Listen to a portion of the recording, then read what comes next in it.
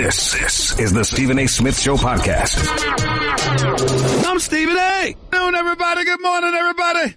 Welcome to the latest edition of the Stephen A. Smith Show, coming at you as I love to do every weekday over the airways of ESPN Radio, 250 plus markets across the United States of America. And of course, ESPN Radio on Sirius XM, Channel 80. Number to call up as always is 888 say ESPN. It's 888-729-3776.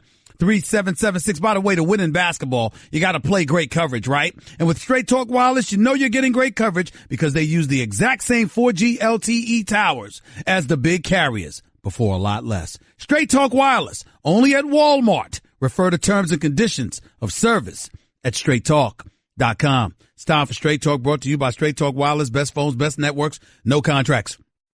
Ladies and gentlemen, LeBron James and the Cleveland Cavaliers are advancing to the second round. LeBron James, once again, proving he's the greatest player in the world. We will get to all of that, I promise. We will get to a slew of NBA items, I promise.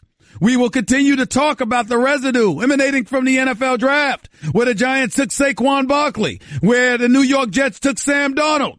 And we'll get into all of that and then some, okay? I promise. But forgive me for throwing just a monkey wrench in everybody's anticipation when it comes to what I'm going to talk about. Because even though I love my basketball, and even though I love my NBA, Lord have mercy, just in case y'all missed it, did you see the Yankees? Did you see the Yankees? Did you see the Yankees before? Do you know that they've won 9 straight? Do you know that this team was about 7, 8, and 9 games back just a couple of weeks ago from Boston? Is now within 2 games. Did you know that they're about to go up against the reigning, defending World Series champion, Houston Astros? Okay? A matchup that's much anticipated. Did you know that Giancarlo Stanton ain't striking out 5 times in a game? Did you know that Aaron Judge is showing patience at the plate? Did you know that Gary Sanchez, their catcher, basically playing in his 200th game, has already smacked 60 home runs in his career as a catcher? Did you know? Did you know? Did you know? Did you see Didi Gregorius? Have you seen him perform in April? The MVP of April. Have you seen it? I'm just wondering. Did you see CC Sabathia? Looks like he's eating his crunch berries again. That belly's flabbing just a little bit more. I like it. I like it. I don't want thin CC Sabathia. I don't want that CC Sabathia that's on Nutrisystem or something. I want that CC Sabathia that's sitting there and is a bit rotund. He pitches better when he's that way, damn it. That's just how I like it. That's just how I like it. And I want the world to understand that, damn it, look, man, ladies, I am a diehard New York Yankee fan. It's who I am. I can't help it. And I want everybody to understand and everybody to know that's how I feel. And when the Yankees are winning, I am in a much better mood. I am having a very good day because my New York Yankees are not disappointing me. They are winning baseball games. Aaron Judge hasn't slowed down from his rookie campaign. Gary Sanchez is smacking 447-foot homers. CC Sabathia is talking smack back to the officials. And Aaron Boone is running out of the dugout to come to the defense of his player because of one of these sorry instigating officials. These umpires always looking to cause trouble knowing they got the power to throw you out of the game. I love it. Now we're going to see what they do. Remember, this is the same Yankee team that went to Game 7 of the ALCS last year. They were 9 innings away from a berth in the World Series. They should have been the champions, beating the Dodgers, but they lost to a better team because the Astros were no joke. But it's a different day. It's a different day, damn it. And we're going to see. 888 say ESPN. It's 888-729-3776. I just need to get that off my chest. Before I got into my basketball talk, I needed to get that off my chest. That is near and dear to me right now. That is near and dear to me right now. I mean, and by the way, the Yankees are going up against the Astros. They're not going to even get to see Garrett Cole. Garrett Cole, who finished the month of April, 61 strikeouts and a 1.73 ERA in 6 starts. They're not going to even see him. Good. Works for me. Since he is the one that got away from the Yankees, by the way. He should have been a Yankee, but that's a different subject for another day. I'm not going to cry about it. I just wanted to make sure that y'all understood what was on my mind. So everybody understands where I'm coming from. Want to get that out the way. That is where I am at. And that is that. Now that I got that Yankees talk out of my way, let me get to what we've seen. The most recent stuff being not Houston, because there's nothing to talk about. Utah has no chance in that series, zero whatsoever. James Harden is just a superstar. He's the MVP. The only thing that disgusts me about it is this players union or players association celebration where he's going to get his award announced in June when the playoffs are over, which is an absolute joke. James Harden should be announced as the league MVP. James Harden should be hoisting the league MVP trophy in front of 19,000 screaming fans at the Toyota Center the Toyota Center in Houston. He shouldn't have to wait until the fans are home and everybody else is home and the season is over to hear those raucous applause and beyond. It's cheating the fans. I don't want to talk about it. I'm not interested in talking about it. Utah is tailor-made for them. They've got no shot against Houston. Cleveland is advancing to the second round, the Eastern Conference semifinals of these playoffs, courtesy of a 45-point explosion from LeBron James yesterday afternoon. He was absolutely sensational. No doubt about it. And here's the there's some interesting nuggets of information you all need to know. Cavs finished minus 40 in this series. Worst in NBA history for the winning team of a 7-game playoff series. They were minus 40. Remember, they lost the first game against Indiana by 18. And I forgot what they lost Friday night's game by. What was it, 30, 31? I mean, I turned the channel. They were getting obliterated. All right? In this series, no other Cleveland Cavaliers player scored 20 points in any game in the series after LeBron James. Not one player. Not Kevin Love, not J.R. Smith, not Kyle Korver. He had 19 points and 5 3-pointers. But nobody produced but LeBron. Obviously, the Cavs opened as underdogs against the Toronto Raptors. First time LeBron has been an underdog to an Eastern Conference team since 2008. Hasn't been an underdog since 2008. Whatever that means. Here's the bottom line. What it comes down to is that LeBron James stands here today as the greatest player in the world. But I got news for you. He's not my first round MVP this year. In the first round, the person who was even better than LeBron James was Anthony Davis. Now, that ain't going to be applicable for the second round against the Golden State Warriors. That's not going to happen for the Golden State Warriors. That much I can tell you. You don't have to worry about that. The New Orleans Pelicans put everybody on notice. Y'all must have forgot. Even without Steph Curry, they were up 30. 28 to be exact. I tried to tell y'all. Kevin Durant, Klay. Listen, Damian Lillard is a stud. I love Damian Lillard, but guess what? Klay Thompson's a different beast. He shoots better, plus he's bigger and taller and stronger. So guess what? What Jrue Holiday did against Damian Lillard, you can't do against Klay Thompson. Anthony Davis is that dude. He's special, no doubt about it. This Kevin Durant you going against. Not Nikola Mirotic. Or Zurich, whatever the hell his name is. I forget these European names sometimes. Forgive me. I tried to tell y'all. This is a different animal. I tried to sit up there and let y'all know, but nobody wanted to listen to me. I tried to tell you. This is a different beast. The Blazers are not the Golden State Warriors. And what you saw from Jrue Holiday, mad respect to him, former All-Star, got a lot of love for him. He can really play. He's making $25 million a year undercover. Make $25 million a year. Doesn't matter. I tried to tell y'all. It's a different animal. Yusuf Nurkic, he is not Kevin Durant. But I digress. My point in saying all the things that I'm saying is that Anthony Davis was the MVP of the first round. Anthony Davis, not LeBron James. LeBron James wasn't no MVP Friday night when they lost by 30 plus. He wasn't an MVP in game 1 when they lost by 18. He was an MVP in the games they won. He carried them literally on his back by his damn self to the second round. All of that is true. And even though Anthony Davis didn't have to do that, that doesn't take away from what we saw Anthony Davis. The 47 he dropped in game 4 against the Blazers. The plus 30 he averaged throughout the series. Anthony Davis was sensational. And they swept the Pelicans. And the reason you didn't see more of them is because they finished their business as early as possible, where LeBron and them had to go to the brink. I'm sorry. When I look at Anthony Davis, that was the MVP of the first round. Doesn't take anything away. But now that we've got that series out of the way, let's go to some of the others. Let's talk about the Raptors and how Washington basically needs to make changes. Ernie Grunfeld, John Wall or Bradley Beal has to go. They can't coexist unless you can get something from Otto Porter. I'm not knocking either of them. I got love for both of those players. The problem is it's all you have. Otto Porter sure picked a convenient time to be hurt and not be able to play. Game 6? Really? Really? So he couldn't go.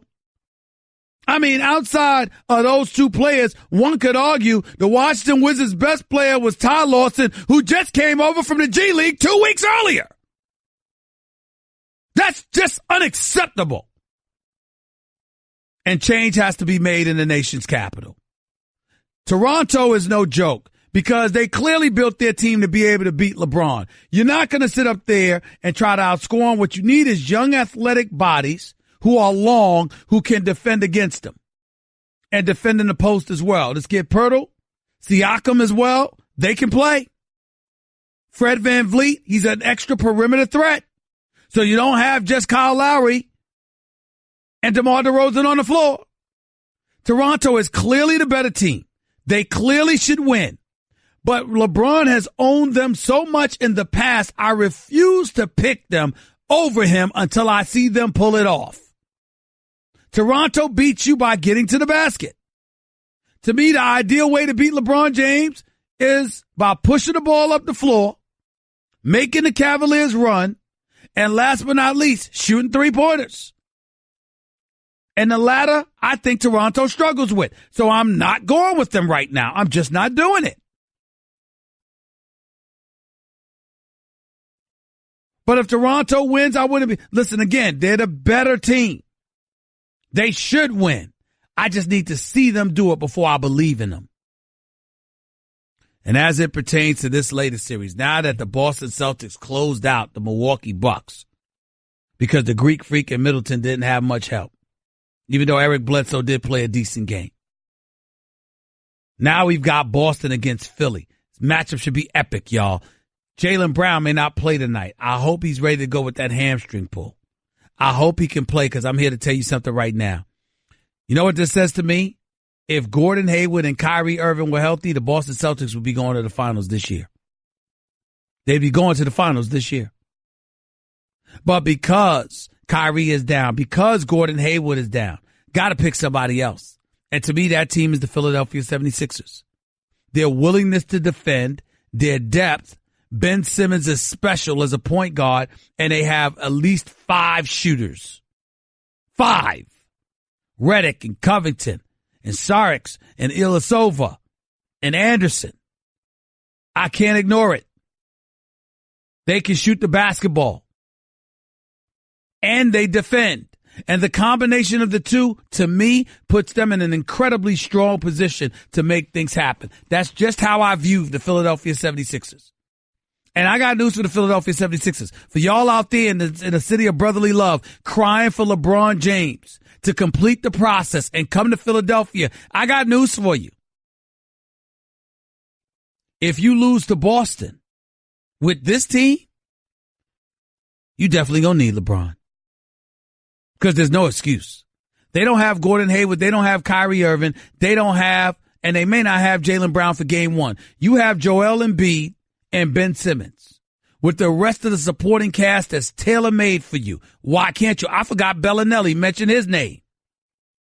You got a crew. There is no excuse if you're the Philadelphia 76ers to lose this series to Boston. I know Boston's good. I know Boston can beat them. But Philadelphia, as presently constructed, should win this series. And if you can't beat Boston now, you ain't going to beat them for the foreseeable future. Because once Kyrie and Gordon Hayward come back and join this team, you're not beating Boston. It's not going to happen. Not if they're healthy. So if you're the 76ers, this is your chance. This is your chance. And oh, by the way, speaking of LeBron, LeBron ain't the only ideal lander. Listen, LeBron ain't the only person that the Sixers need to aim their target for. I got news for you. If you can't get LeBron James, can somebody answer me this question? What's wrong with Paul George in Philadelphia? I see nothing wrong with that picture. You try to tell me the Sixers couldn't use Paul George? A backcourt of Paul George and Ben Simmons? What's wrong with that picture? I don't see anything wrong with it. Now, obviously, this isn't the greatest day to make a case for Paul George because, my God, talk about a no-show Friday night. He didn't show up. He showed up every other game this series. Did not show up Friday night. Was anemic. But the problem is you look at him and you say, bad game. You look at Carmelo Anthony and you're like, is it over? 33 years of age. You giving up the ball on the wing to go and set a pick for Jeremy Grant. I'm like, my God, what has happened to Carmelo Anthony? Who is this person? I don't know him. This is just bad. I believe in him so much. But it's just not good right now. Doesn't look great right now. And I don't know where Carmelo goes from here.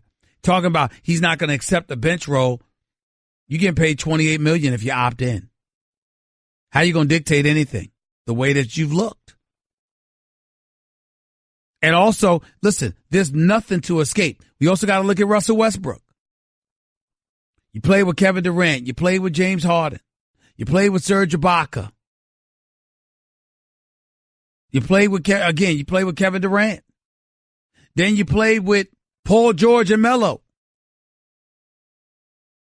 And since Kevin Durant has left, Russell Westbrook's record in the postseason is like 3-9. That's unacceptable. It's just unacceptable. There's no way around it. I mean, I don't know what else to say. I really, really don't. It just is what it is. And Russell Westbrook, you got to look at him now. You got to look at him and you got to start asking these questions. I think that he's a top, talent-wise, easily top 10, top 5 probably, 2 consecutive seasons, averaging a triple-double. You don't see that every day. But he's home in the first round yet again. 2nd consecutive years, Russell Westbrook is going home in the first round. They had Carmelo. They had Paul George. It wasn't good enough. Where do you go? That's just where I'm at with it.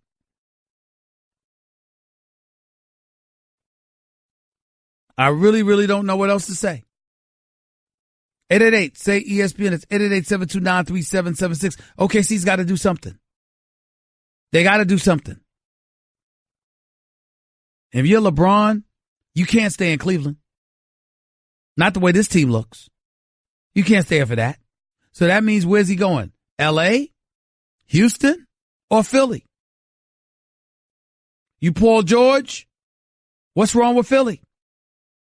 My man Max said New Orleans, but I say Philly. Just things to think about. Because these are the kind of things that you just can't escape. 888, say ESPN. It's 888-729-3776. That's the number to call into the Stephen A. Smith Show on ESPN Radio.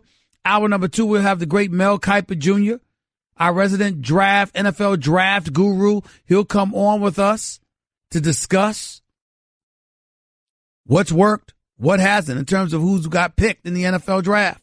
We're looking forward to talking to him about that. We'll be continuing to talk about the NBA playoffs. LeBron James is moving on. Victor Oladipo, 30 points, 12 assists. He's going home.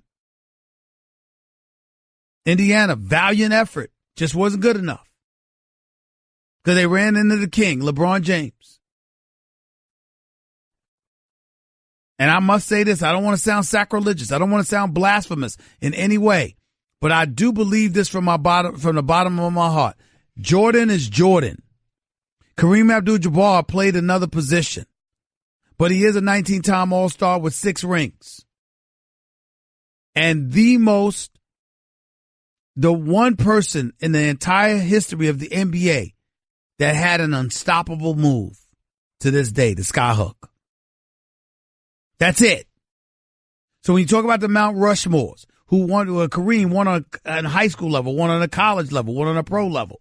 When you talk about Michael Jordan, the GOAT, you want to put LeBron in the conversation? Fine. He's definitely top 3. We can't deny it any longer. All time, top 3. Can't deny it anymore.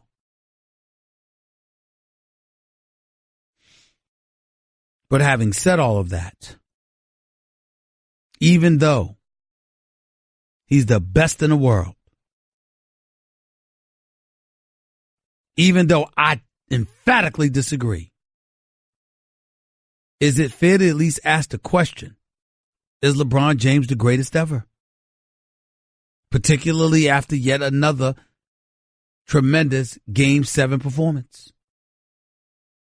Inquiring minds want to know. Next. You're holding up the line, ma'am. What did you say? You're next in line for the water slide, ma'am. Feet forward and enjoy the ride. Okay, dearie. This does look fun.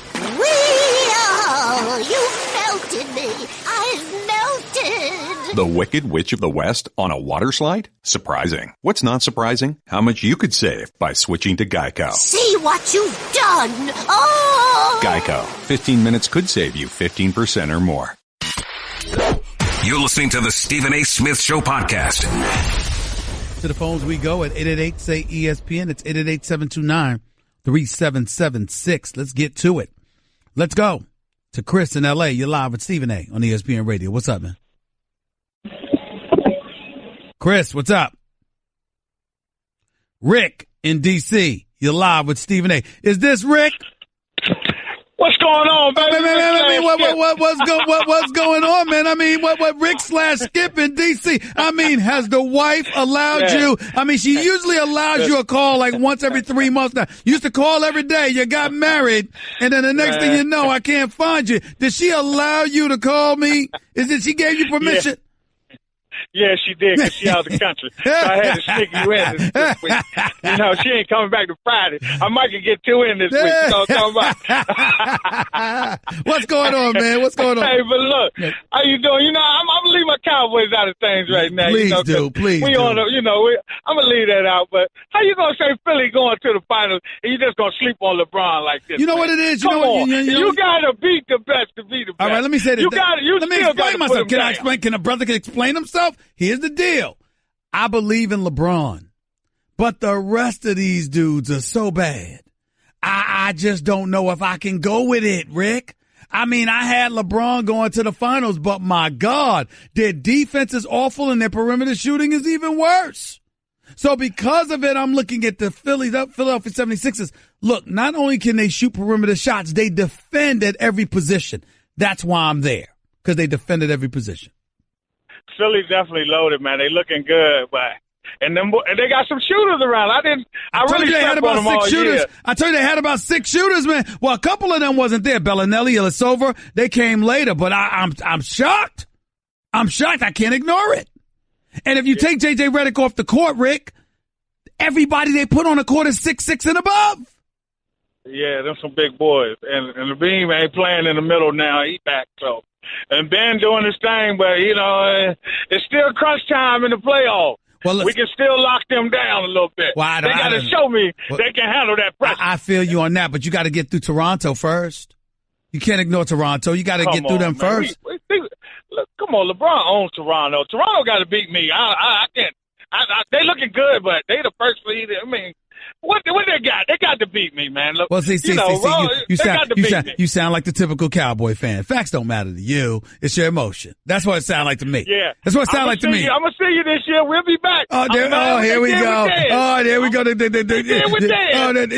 know, we're going to be back. There we go. The Dallas Cowboys. Oh, sure. They're going to win. They're going to win a Super Bowl this year, ain't they? Right. Tell the truth. Tell the truth, Rick. They're going to win a Super Bowl this year, right? You've been saying it for 23 years.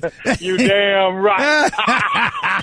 Take it easy, man. They gonna win the Super Bowl. Here's a typical Cowboy fan. I'm trying to tell y'all, it don't matter how they look, they're gonna win the Super Bowl. Same old stuff all the time. Unbelievable. Let's go to Suge in Michigan. You're live with Stephen A. What's up, Suge? How you doing, Stephen A? Always a pleasure. Thank you, man. Go ahead. I got to give you some props right quick. First, you called it on the NCAA. I was right. I was wrong. You was right, my brother. Okay. Okay, now, I put this Indiana loss on the coach because Oladipo was hitting his stride. He was cooking, and he took him out. And I believe that he should have left him in. It's Game 7. Do or die. Leave him in. He was cooking. What's your thoughts on that? I agree. I thought Nate McMillan dropped the ball on that. Nate McMillan done an exceptional job. He's clearly a damn good coach, but I thought he made the wrong call there.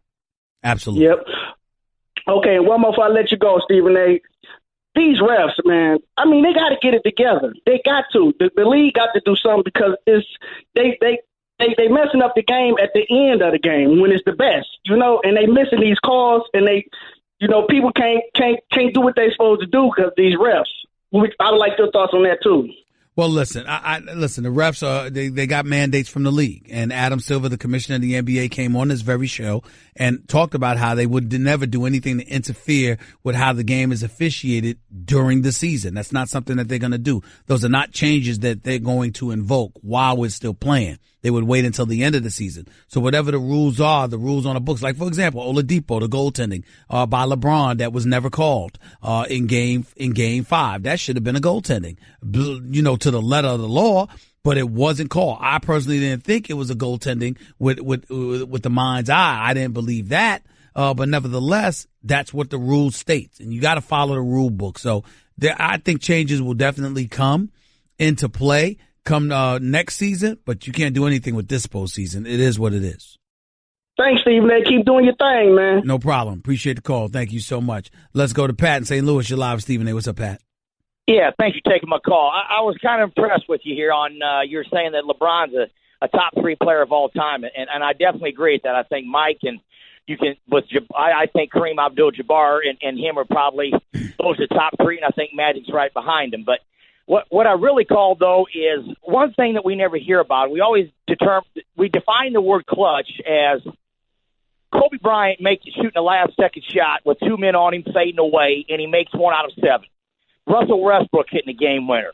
I think the one thing that's not gone, LeBron James, to me, may be as clutch as anybody that we've ever seen, and I'll tell you my reason why. Ray Allen hits the shot in Game 6, or they don't go. It's over. Right. But what we forget about is there's a Game 7, Stephen A. And LeBron was 37 and 15. You know what I'm saying? It was 37 and 15. But in the same breath, when you're talking about clutch, you're not saying that come, Game 7 or a game he's going to disappear. What you're talking about is those last couple of minutes when everybody knows what you're going to do and you say, here's the ball. Take me to the promised land. LeBron has stepped up but before in the past, that wasn't the case with him. It is now, but it wasn't the case with him before. He had to develop into things that Kobe and MJ and them automatically had. That was the difference, and I think those are the kind of things that are held against him. Now, one last thing here. Now, and this is something that I want to see what your opinion is on this. And I think it's time to start putting people on blast. Damian Lillard. Well, we already took care of that with Damian Lillard and Russell Westbrook. But the flip side to that, however, is that I don't know what we can say about John Wall. He definitely needs to develop his jump shot. No question about it. But when you look at the Washington Wizards, the problem is not John Wall. The problem is that John Wall and Bradley Beal are all they have. You can't rely on Otto Porter. He's inconsistent all year. He's not trustworthy. Kelly Oubre disappears. Marcin Gortat is non-existent. Morris is serviceable. He's solid, but nothing more. And where's their bench? Right. Satoransky, Mahinmi. I mean, when you look at Ernie Grunfeld, there clearly needs to be an upgrade on this roster. There is no way around it. And he's been at the helm long enough to have a better roster than what we have right now. Last thing. Paul George and the Sixers, yay or nay? Well, listen, if they can't get LeBron James, I think that's exactly who they should go after. I think Paul George in a Sixers uniform would do wonders for them, because let me tell you something. The Sixers, as great as they are, as presently constructed, if Gordon Hayward and Kyrie Irving come back, you're not beating Boston. You're not beating Boston if you're Philadelphia. You're not beating them. If you get one of those other guys, you can. Is what you're saying? You That's right. That's right. That's right. I'm saying as presently constructed, if the Sixers were to remain intact and then Gordon Hayward and Kyrie Irving came back for Boston, that Boston team with a healthy Jaylen Brown beats the 76ers. Yeah, I agree with you on that one. All right. Take it easy, buddy. Thank you so much. 888-SAY-ESPN. It's 888-729-3776. More of your calls on the NBA playoffs and some NFL talk as well. Stick around. Don't touch the dial. Stephen A. on ESPN Radio.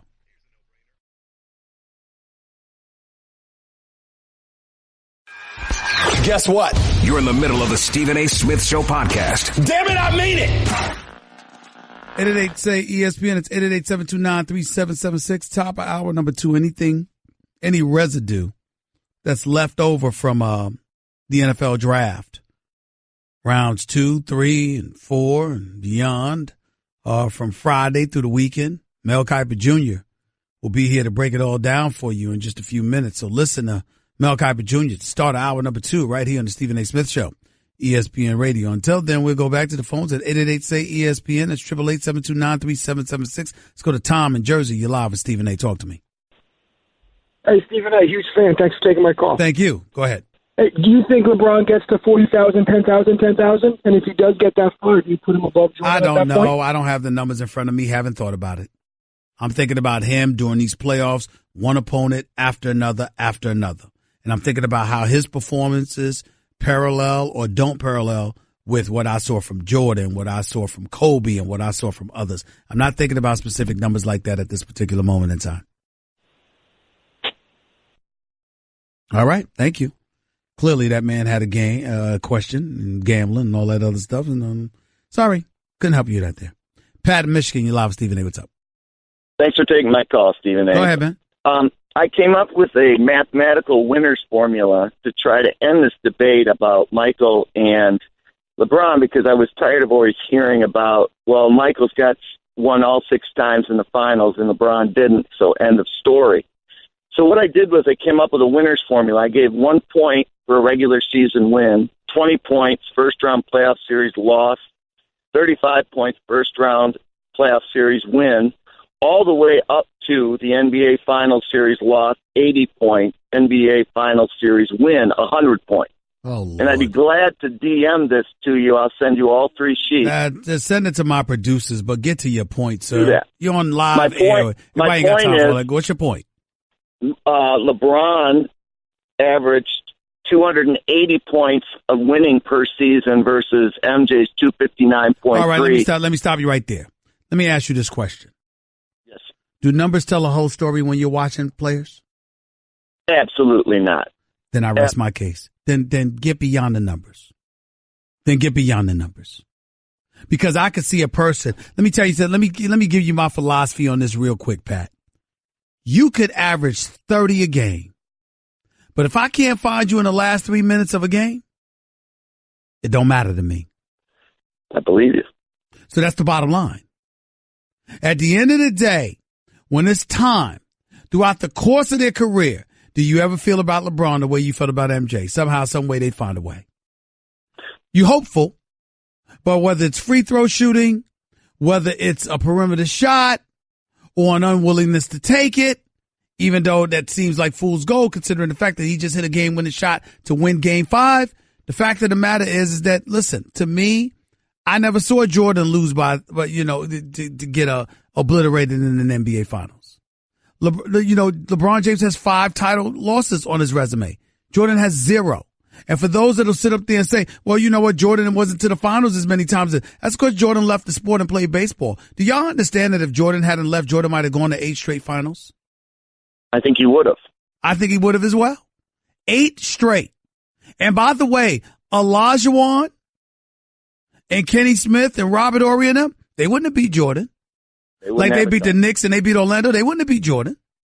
But don't you think LeBron gets overly criticized for making the right play the last second instead of always shooting? No, I think that LeBron James I think that you got a whole bunch of sensitive lads out there because of the age of social media and the fact that it existed in his era, but it didn't exist in previous eras. And I think that's an excuse for him and his folks to walk around like he's been victimized. LeBron James is completely praised. He's universally recognized as the greatest basketball player on the planet.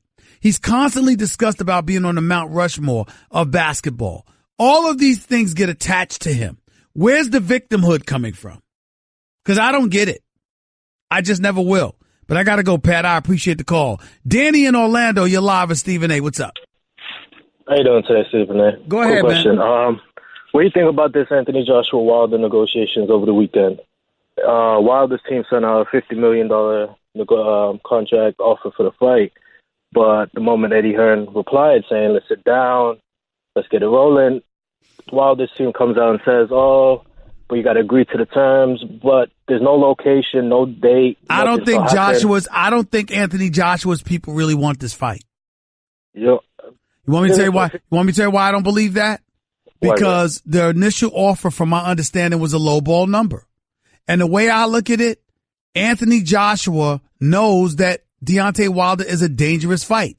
And Deontay Wilder needs him to make money. Anthony Joshua does not need Wilder to make money.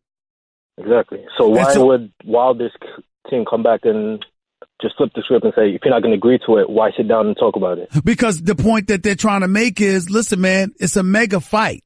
And I'm an undefeated champion. I'm 39-0 with 38 KOs.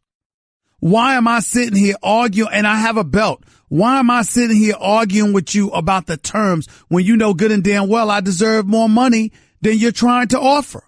And Wilder makes a good point. And it's more important for him with the money because he needs Joshua to make money. Joshua doesn't need him to make money. So Wilder's got to make his money on this fight. And that's why I don't blame him. I got to run. I appreciate the call. 888-SAY-ESPN. It's 888-729-3776. Hour number 2 up next with Mel Kiper Jr. Don't touch that dial.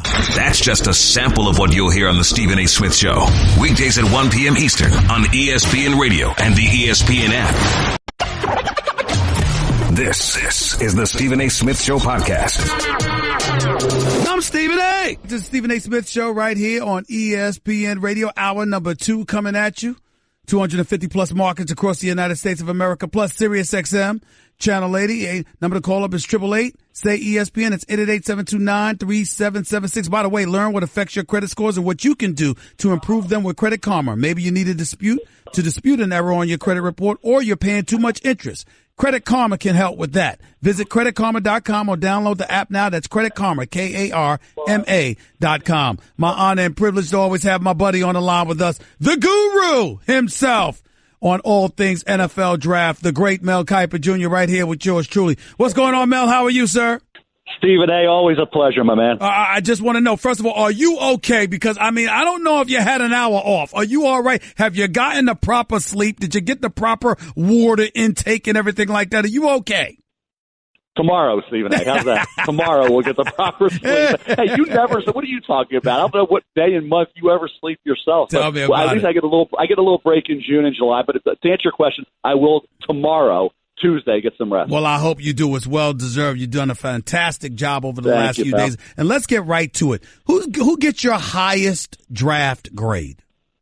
Well, I think when you look at Buffalo, Philadelphia, Green Bay, and Carolina, and New England, I think those were the teams that kind of stuck out to me. And I think New England, after all said and done, and you look at getting that extra 2 next year from Chicago, getting that extra 3 next year from the Detroit Lions, in addition to what they were able to bring in this season in this draft with the 2 Georgia Bulldogs, and getting the corner from LSU in the 2nd round, getting Braxton Berrios in the 6th round, who's going to be the next Wes Welker, Danny Amendola, punt returner, slot receiver out of Miami. I think New England, when you talk about production on the field this year and setting themselves up brilliantly for next year with a 1, 2 2s, and 2 3s, that puts them already ahead of the game next year. When they think about moving up to get a quarterback, who knows? They now have the draft choices, the extra picks to maybe do that if they have to.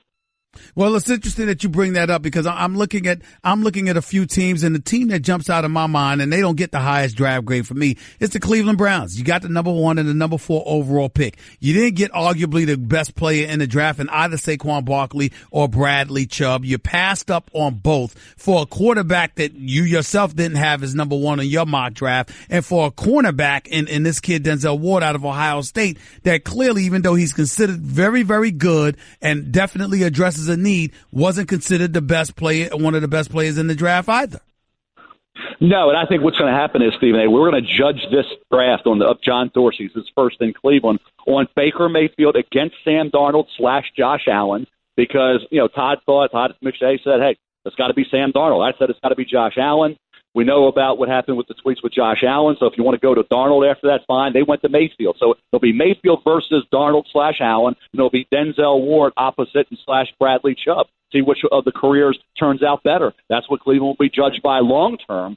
Short term, though, Stephen A., certainly the draft overall brought them some really good players. I mean, Nick Chubb in the second round could be a really good rookie running back. Antonio Callaway, he can stay focused and put those off the field issues to rest. And all of a sudden, Antonio Callaway, a first-round talent, they get him in the 4th round. Jannard Avery is an outstanding linebacker at Memphis, and they got him in the 5th round. So John Dorsey overall did a good job, but it all hinges, as you said, on Baker Mayfield. More so than Denzel Ward. He's a good corner, no question. But this draft, and this basically the next 5 years are going to be determined by Baker Mayfield.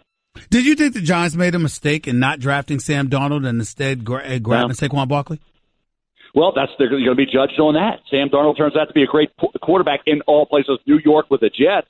There's Dave Gettleman sitting there. Fans are going to be saying, hey, Dave, you had the second pick. You could have had Sam Darnold or Josh Allen, and you chose a running back. And, again, what quarterback are they going to get next year or the year after that's going to be the heir apparent to Eli Manning? They've got to figure that out. And to move up from the mid-20s, say, into the top 5 is very costly. It cost the Jets 3 starters to go from 6 to 3. So the argument for Sam Darnold or Josh Allen is exactly that. But they felt like none of these quarterbacks were going to be great. Obviously, if they felt there was a great quarterback in this group, they would have taken him. They didn't feel that way, and they went with the guy who was the best player on just about everybody's big board, which was Saquon Barkley. They needed him. They want to help Eli Manning. They got a quarterback in the 4th round, Kyle Lauletta out of Richmond. If his arm gets stronger, he could maybe be a factor down the road. So many people in New York City have questions about Sam Darnold. So many people have not had questions about Sam Darnold. They love it. They act like he's the savior. He's the second coming. He's exactly what the New York Jets needed. Hooray. But I recall you having some questions about Sam Darnold, particularly in the win his USC Trojans had over the UCLA Bruins and Josh Rosen earlier in this year. As you get an opportunity to reflect on the season that Sam Darnold had at USC, what did you peel from it? Well, back in September, just to go back into August. I started this season, I'm thinking it's going to be easy. Sam Darnold's the clear-cut number 1 player in this draft. We're worrying about number 2 through 5. We don't have to worry about number 1. Sam is the guy. Season begins, and we knew we'd struggle a bit because they lost 3 offensive linemen and his top receiver, Juju Smith-Schuster. So you give him a little bit of a break there, and you cut him a little slack, say, okay, I understand there'll be some rough times. Well, he had a great game, I thought, against Texas. He played well in a couple others. Then the end of September, he really played poorly against Washington State, and that's when the bad habits started. Holding the ball like a loaf of bread when he's maneuvering in the pocket, missing some throws, making some questionable decisions. Then the Notre Dame game with the turnovers. 9 touchdowns, 8 picks over the first few weeks. Then the struggling at the end of the season against Ohio State. And before that, he had played really well against Stanford. He had a great game against Stanford the first time in September. So an uneven year with 3 games that brought to light the issues he had with the bad habits. And now if you can recreate Sam Darnold from 2 years ago, you got a big-time quarterback. If you can't, then you have a disappointment. So they're going to have to coach him up. They say bring him back to what he was a couple of years ago, eliminate the bad habits. And Sam Darnold, with his work ethic, he's still a very young kid, Stephen A., and he's a great kid. He's a hard worker. Teammates loved him at USC. He needs a little time. Of all the quarterbacks, said Josh Allen needs all the time. Sam Darnold needs time. He's not going to be ready as a rookie. He's going to be ready year 2, year 3. The great Mel Kiper Jr. right here with Stephen A. on ESPN Radio. Mel, you've never, you know your stuff. You're on top of it, and you've never been shy about being critical when you felt necessary based on who teams elected to draft. We know who you like. Who disappointed you in this draft? What team? What team disappointed you in terms of the selections they made? Well, Miami not getting a quarterback, and I understand they helped their defense, and they wanted guys that can cover, and they got guys like Minka and Jerome Baker, Minka Fitzpatrick from Alabama. I think the Kansas City Chiefs did okay. I think Arizona did okay. Josh Rosen, is their future. And again, these quarterbacks, you can judge all their drafts and worry about all these other players. It gets down to, is the young quarterback that you draft going to be really good? If he's not, these other picks don't matter. Unless you got an elite once in every 20-year defense, you're not going to have an average quarterback win big for you. It's not going to happen. The Eagles did it with Foles, who was a lot better than average. He got hot in the playoffs and played a lot better than average. But I think in the draft this year, Seattle, I think the offensive line is still the big issue with Russell Wilson. I don't really have a problem with Rashad Penny in the first round, but overall I thought they were okay.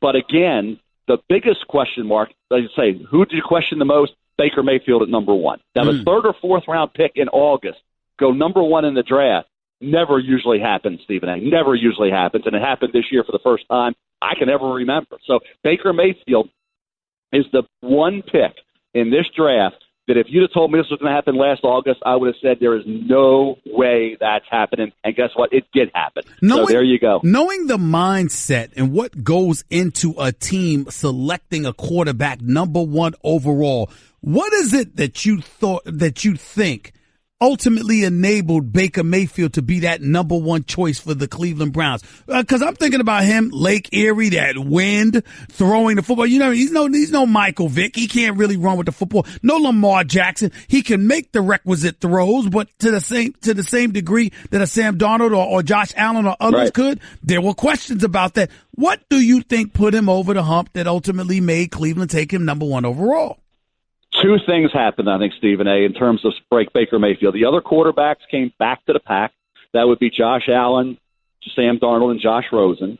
They weren't elite like everybody thought they would be back in August.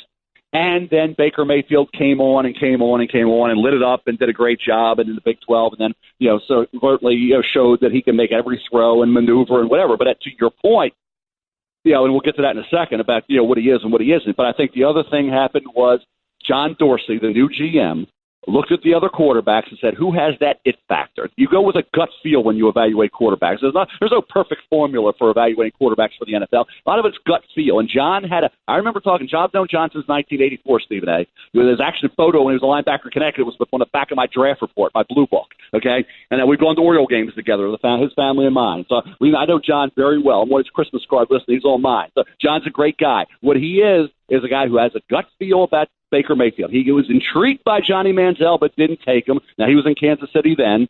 He was around Brett Favre.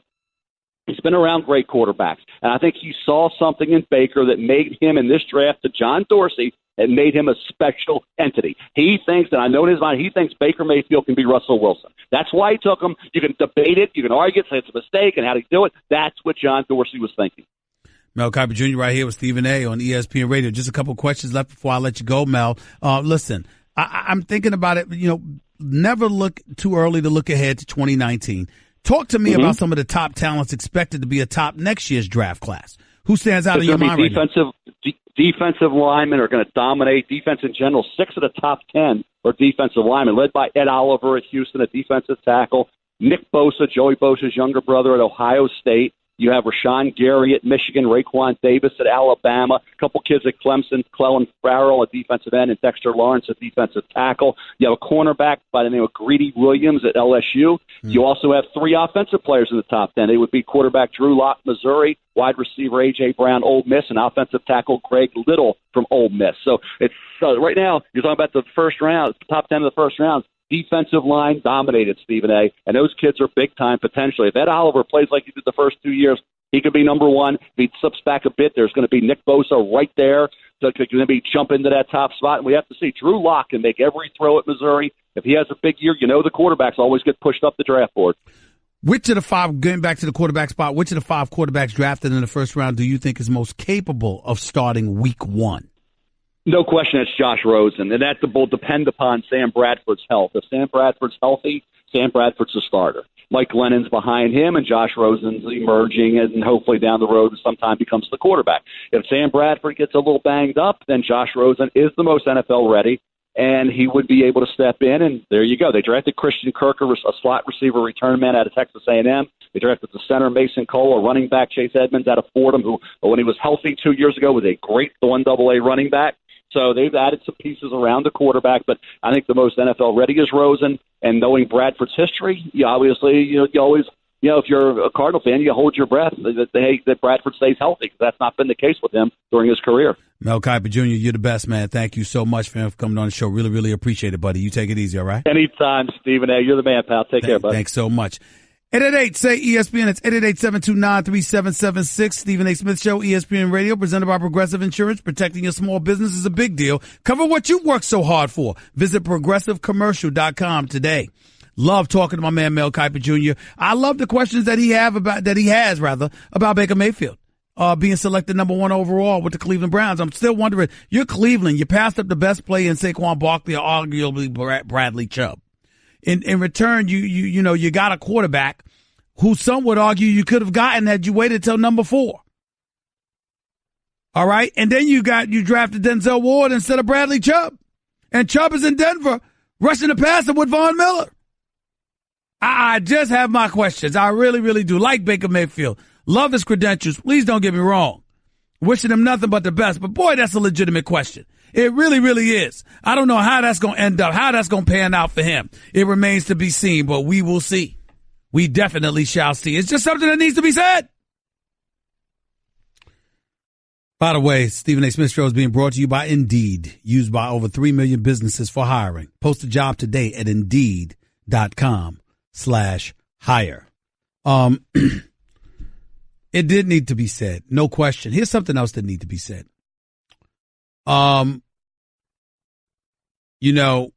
You've got folks still making noise about this Josh Allen thing. Josh Allen, the quarterback out of Wyoming, racially insensitive tweets from 5 to 6 years ago when he was a teenager came to the surface on the eve of the draft. He has still ended up being picked in the top 10, 7th overall, once Buffalo moved up to get him. That is a beautiful thing. I look at it from this perspective. And I think about Josh Allen, and the one thing that comes to my mind is he was a kid. Now, I know what some folks are thinking. I really, really do. And I'm willing to say this. I understand the thinking of a guy like Lorenzo Alexander, who is the captain of the Buffalo Bills, who basically said that Josh Allen's going to have some explaining to do to some players, whether it's one-on-one or in a group setting. You're going to see people that want to know what he meant by that. His quote was, Lorenzo Alexander, what I'm going to do is extend some grace and wait to get to know the kid and see how he develops. And that's how you got to approach it. Now, everyone might not have that same approach. I would encourage every teammate in our locker room to do that, but he's going to have to at some point, whether he does it in front of the whole team or a one-off, somebody's going to ask him, why did you say that? Why were you quoting those words? He's going to have a good answer. I've listened to a couple of interviews, and I think it's going to come from the heart, and he'll be fine. But he's going to maybe have to work a little bit harder to get respect from certain people in the locker room, but I don't think it's an issue because that's who he was and not who he is. Josh Allen was a 14 to 15-year-old quoting Rick Ross from a Rick Ross song. And when he said the comment, if it ain't white, it ain't right, that came from an episode of Modern Family. Josh Allen was wrong to do that. Clearly immature. And obviously needs to make sure he does not do that again. Nobody's denying that. And if you are an African-American athlete and your mentality is, if that was a black kid, 14, 15, 16, 17 years of age, would we be so quick to give him a pass? I understand that. That makes total sense. Because there clearly is a double standard. There always is. But on its face, just looking at what he said, the conditions under which things were said, and everything else that comes with it, The bottom line is that the kid was 14, 15 years old. What mistakes did we make at that age? And see, the thing about it is, I'm not trying to absolve him from anything. I don't know Josh Allen from a can of paint. What I'm saying to you is that, damn, we live in a society where we're ready to hold kids accountable more than we hold adults accountable. That's my problem with all of this. My problem with all of this is that, you know something? How many of us can sit back and think about the things that we said and did when we were 15 years old? I mean, to him to be in a situation where he needs to repeatedly explain himself because of what he did for 15 years of age. Come on, y'all. Stop it. Just stop it. It's unnecessary. We've said stuff as adults that we may have had no business saying. Could you imagine what we did when we were 15? It's like enough's enough. Let the man be. He's a member of the Buffalo Bills. Let him go out there and play, and let his play speak for him. And as long as the damn stuff doesn't happen again, what do you care? We live in a world where the hip-hop industry has become a multi-billion-dollar industry. Multi-billions. And they perpetuate a message that isn't always the greatest thing in the world. And it ain't just about the N-word. It's about misogyny. Sometimes it's about xenophobia. Sometimes about a lot of different things.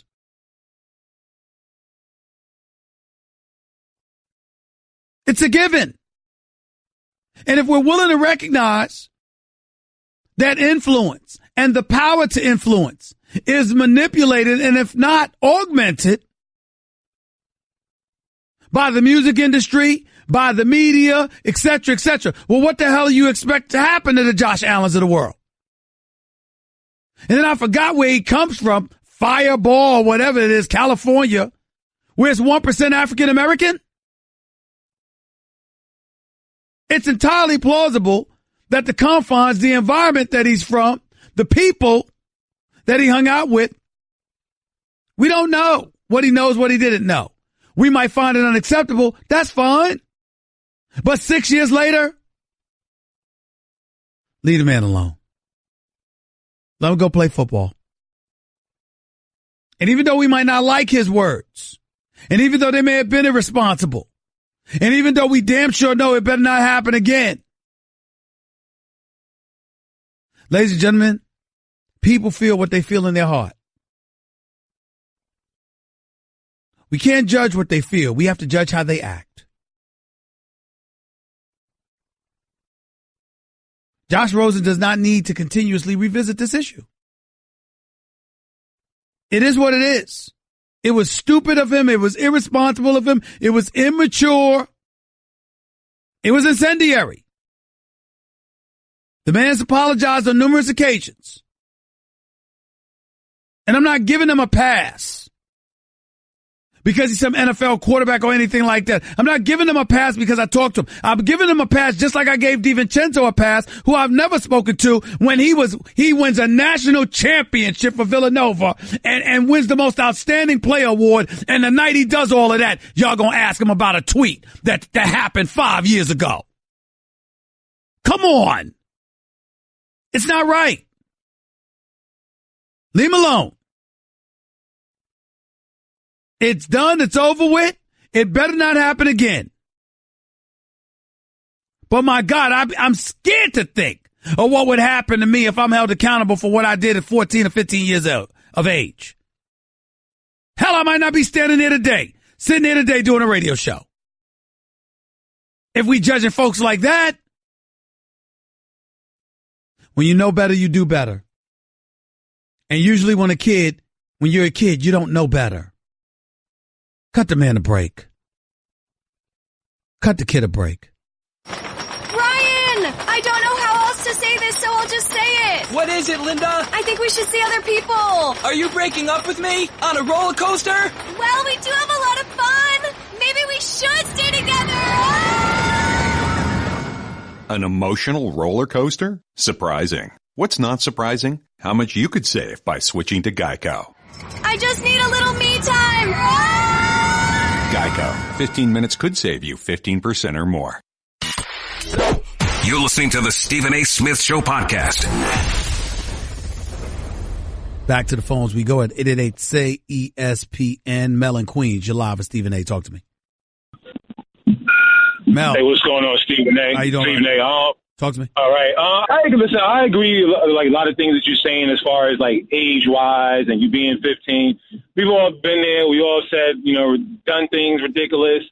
I think what it is just that we're in a time right now because of social media where everything is just so sensitive. And you think about it, Kaepernick got pretty much kicked out the league for protesting racism. And then people looking like, okay, this kid here, he says a couple racist things, he's a top 10 pick. So it's just like a sensitive matter. And then sometimes people look at it like privilege. So, for example, if Saquon Barkley said something homophobic when he was 15 or, did something ridiculous when he was 15, some people may say, I don't think he would have he was 15 at the time. You know what I'm saying? That's where I'm going, Mel. So, Mel, you're a black man, correct? Yes. Let's be real about something here. What we really saying is this. Why should this dude get a pass when a black man probably wouldn't? Right? That's what we say. That's basically what we're saying here. Because you can't convince me that anybody out there, knowing the world that we live in, knowing how things can be, knowing what kids today are exposed to compared to what they used to be exposed to, you can't convince me that everybody ain't out there sitting there going like this. 14, 15 years of age. Come on, y'all. It's gotta be what I previously mentioned. You got a situation like you just brought up Saquon Barkley. If Saquon Barkley had spewed a homophobic slur on social media, 6 years ago, they'd be all over him. That's what this is. So it's an issue of equality. It's an issue of, the system operating for us equally under the same umbrella. That's what we're talking about here. So let's just be honest about it. Yeah, and the thing is this. Here's the thing. Just say, I'm just using it for example. Say Saquon Barkley was in the same situation. I guarantee that would have been found out before he even stepped foot on college campus. Just look how long it took for us to find out these tweets. You understand what I'm saying? So don't get me wrong. I agree. Well, time out. The part where you're wrong about that is that Josh Allen was at Wyoming, and now he's becoming a top first-round pick. If he were at Penn State, we might have known just as quick as we knew about Saquon Barkley. I mean, being at Wyoming as opposed to Penn State does have an effect. Right. All right, man. Got to run. I appreciate the call. Thank you so much. Max in L.A., you're live with Stephen A. Talk to me. Stephen A. is a great topic. As always, you're very nuanced and you're on point. The thing I would add to it is that what's really at heart of this issue for me is self-accountability, especially for the youth. People holding themselves accountable for what they do and say. And thus far, as despicable as it was what Josh Allen said, like you said, he was a kid. Nonetheless, now he's taking accountability for it. He hasn't really equivocated. And I think that's a really good example for people who make mistakes. Like you always say, America's the land of second chances. And this kid deserves a second chance as long as he walks the straight line and he holds himself accountable for what he did. And he seems to be doing that. He seems to be doing it. Let him play. Let's get on him about that 56% completion rating that he had as a quarterback. How about that? How about before we even get into all of this other stuff? Listen, we don't want to hold you accountable as a 14, 15-year-old, but I'll be damned if it's impressive that you completed 56% of your passes throwing footballs for Wyoming. How about that? I like that criticism. That works for me. Appreciate the call, Max. Thank you so much. Rob in the Bronx, you're live with Stephen A. Talk to me. Stephen A. Melo, he looks like he's in the sunken place. Basketball had a sunken place. Melo's in it. Like I said, he needs to rejuvenate his career. Coming off the bench, he's not giving us rejuvenate at age 33, 15 years in the league. Are you sure that's the right word? Maybe. Coming off the bench, Stephen A., you never know. Melo, obviously, he doesn't want the pressures of being a starter, so alleviate him of that pressure. What do you mean he doesn't want the pressure of being a starter? He wants to be a starter. What are you talking about? He doesn't play like he wants to be a starter. He looks like he doesn't. All right, play let me throw this monkey wrench in your argument. How much accountability do you put towards Billy Donovan? Hey, look at Coach Donovan. He took Melo out at the half and replaced him with Ray Felton. Okay, so what I'm asking you is, how much culpability do you put on the shoulders of Billy Donovan, who couldn't get these guys open shots? Constantly, they were playing iso ball, which doesn't win during the playoffs. How about that? What level of responsibility do you put on his shoulders? You got to put at least half of the percentage of that on a coach's shoulders. It's his job. It's his job to coach, make moves where moves are needed to be made, and clearly he wasn't doing that. But Melo, on the other hand, I feel Melo still got something left. I just feel like he's in a sunken place. I think he's got a lot left, man. I was just disgusted by what I saw. It looked pretty bad. Melo looked bad, man. I got every faith that he could overcome it, but I mean, at some point in time, we got to look at Melo's career. 15 years in the league. You've been out of the first round 9 times. You've been in the semifinals once. You've been in the conference finals once. And other than that, you've missed 4 playoffs.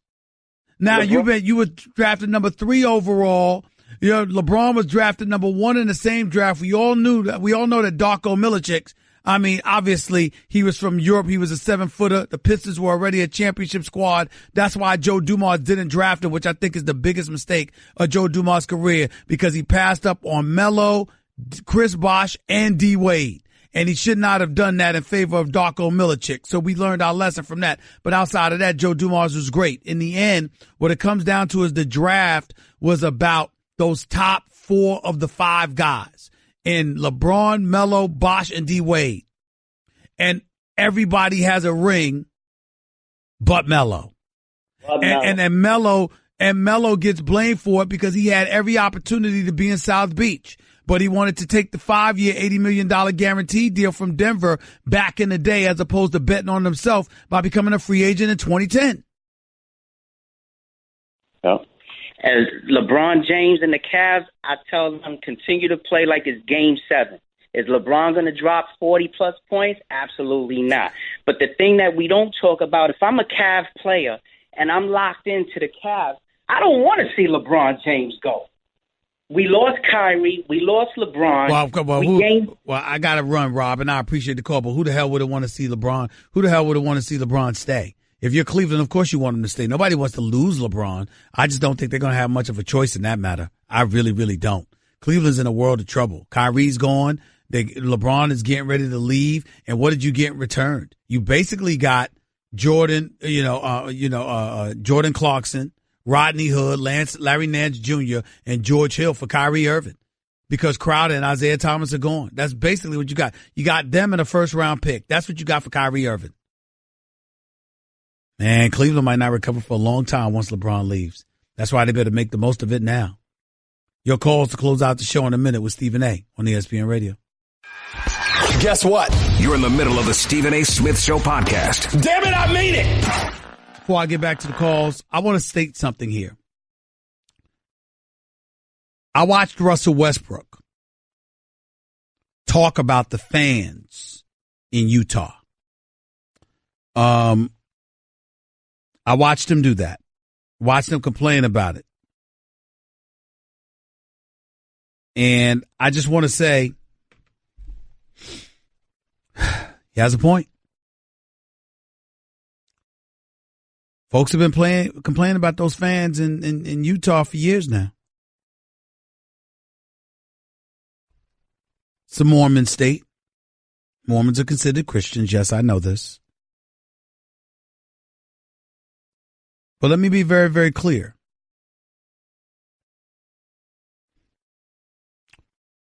Steven Jackson used to play for the Warriors. Talked about racial slurs and people telling him he wished he was in jail and all of that stuff. That's the kind of stuff he heard in Utah. People having their family and friends talked about. You hear that about fan base in Utah. Derek Fisher once played for them, played valiantly. His daughter was ill and he played through that, and the fans were incredibly supportive. But then when he wanted to get out of his deal so he could go someplace else because of what the situation entailed, in terms of having to take care of his daughter, you had fans ridiculing him about that and saying very mean-spirited things about what they wish happened to his daughter. Now you got Russell Westbrook talking about this.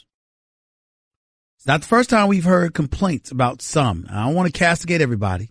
Don't want to denigrate everybody, or even most. Obviously, some few bad apples taint the whole tree. And we understand that. But let's be very, very clear that Russell Westbrook has a point. Fans coming up to you, saying whatever they want to say, talking to you any way they want to talk to you, talking about your family, friends, and loved ones. And he said they wouldn't walk up to me on the street talking that smack because I don't play that you know what. He has a point. There are limits to what fans should be allowed to say and do. Just because you pay your money to watch folks play doesn't mean you get to act any old way you want to. And Utah, the Mormon state, where there are very, very few black folks dealing with the black athlete. Lord knows what they're saying. Let's just call it what it is. And let's just say, let's clean that up, please. Let's clean that up and leave it at that. 888 say ESPN. Let's go back to the phones. Joe in Pasadena, you're live with Stephen A. Go ahead. Hey, Stephen A., how's it going? Thank you for everything, man. When I'm standing in front of the water cooler, you're making me look like a genius every single day. Thank you for that. No problem. And for the Josh Allen thing, so now people never change. I think everybody already knows that. Even in Spanish, it's gente nunca cambia. People just don't change. At 15, I'm pretty sure you know what you wanted to do in life. I'm sure you know what kind of car you wanted. And if you were at a school that had books, floors, and windows, they told you and asked you what you wanted to do with your life. So, Actually, that's not accurate. I know plenty of people who didn't know what they wanted to do with their life at age 15, and that includes myself. Okay, but would you have now? I'm not sure about your family situation, but if you had a 15-year-old kid, I'm almost 190,000% sure that you wouldn't allow that to happen. I wouldn't allow it to happen, but I would correct it once it did happen, because when they're influenced by the streets, you got to remember, one of the problems is that back in the day when older folks like myself and others were growing up, neighborhoods raised us. That's not the case anymore. And what kids are subjected to in this day and age far exceeds anything we were exposed to. So as a result, some of the outside influences that parents consistently fear would influence their child elevate exponentially when it comes to today's generation of kids. But I don't have time to get into all of that right now, Joe. I understand your point. I appreciate it. Call me back tomorrow when we have more time to talk about that particular subject. Mark in Jamaica, you're live with Stephen A. Go ahead, Mark, real quick. Hey, Stephen A., what's up, man? I love your show. Thank you. Just wanted to make a quick comment. One, Carmelo Anthony seems to be the common denominator to me, man. From seeing him from the Knicks to OKC, man. I don't know. I think it's a wrap for Carmelo, man. I hear people on the radio.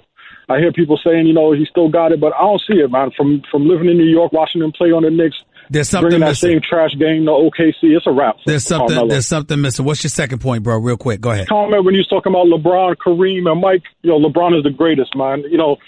Mike wasn't going at Russell Westbrooks and Paul Georges and James Harden, man. Mike was the GOAT. Or he was. They just didn't look that way because they were going up against Mike. Think about that. LeBron, think about that and holler at me later. Let's go to Terrence in Texas. You're live with Stephen A. Real quick, Terrence, go. Yes, sir. Thanks for taking my call. I love your show. I just want to make a point about LeBron and being the GOAT. You got 30 seconds. Go ahead. Yes, sir. LeBron, first of all, you can't deny what he has done. I mean, he's one of the greatest to ever play the game. But until somebody else goes and plays another sport and then comes back to the sport, dominates, I don't think they can be mentioned in the same breath as Michael Jordan. Because personally, I think LeBron could have played any other sport he wanted to, of course, with his body and body type. But he hasn't, so you can't mention him in the same breath with Michael Jordan. Well, listen, I disagree with you from the standpoint. I don't need to know that Michael Jordan tried to play baseball and then came back to play basketball and make my point. All I can tell about Michael Jordan is 6 times in the NBA Finals, undefeated, never allowed the series to get to a Game 7, plus was the Finals MVP all 6 times. And this is what it was. LeBron ain't on that level, plain and simple. 22 hours from now, I'll holler at y'all in. Until then, peace and love. That's just a sample of what you'll hear on the Stephen A. Smith Show. Weekdays at 1 p.m. Eastern on ESPN Radio and the ESPN app.